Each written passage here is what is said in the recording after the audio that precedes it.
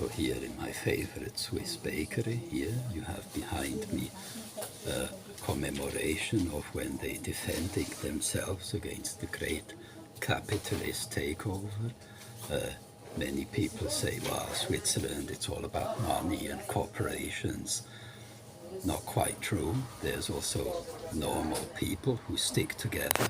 I heard an insane statistic, this is unverified, that like 1 in 7 of all buildings in Switzerland is owned by a large bank or an insurance company. Well, here you get the other part of the picture. People standing up saying, we're not going to become a complete totalitarian corporate nightmare of a country.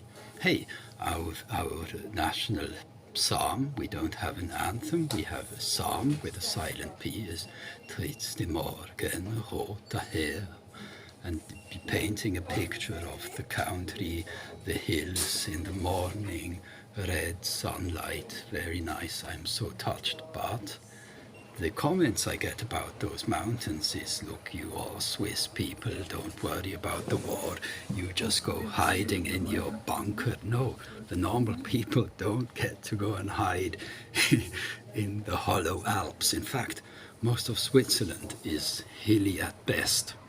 Also because I have jokes about the Shanghai Marathon, the HIV origin hypothesis, and Israel. I need to telling my family that I am not a Holocaust denier.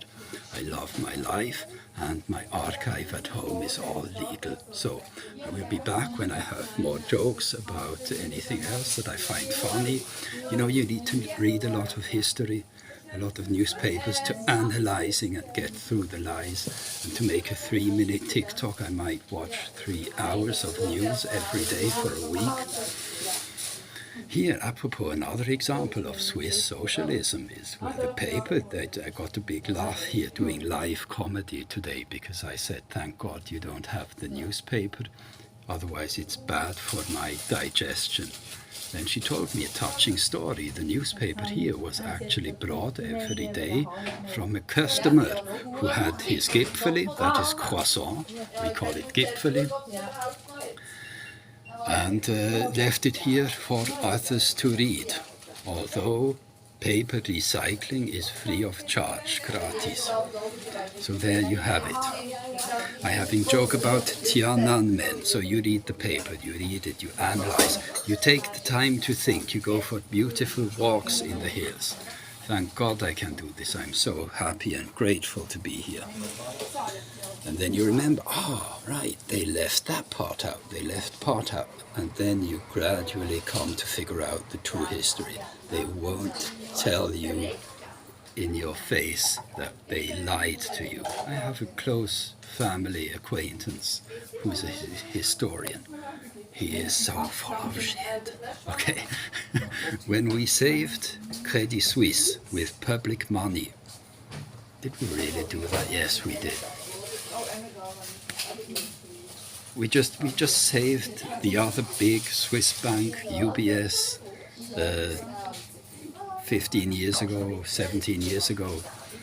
Now we did the same with the other one. It's like we don't learn. Anyway, when we did that, he got interviewed in the largest Swiss tabloid paper, the one I can't read here anymore, thank God. And he said, oh, we saved the bank, we should be doing same for Ukraine. Yes, that's what he said. Anyway, China, they're not lying about Tiananmen. Well, not lying as much anymore. What happened in Tiananmen Square isn't what they tell you. There was no Tiananmen massacre. Always you hearing about the Tiananmen massacre. There was no massacre in Tiananmen Square. What was that, 1989? There was one guy with a plastic bag who stood in front of a tank for a minute. One man. So it should be called here comes the joke, Tiananmen massacre. But it's not a massacre. So Tiananmen, not massacre. It's not as catchy, is it?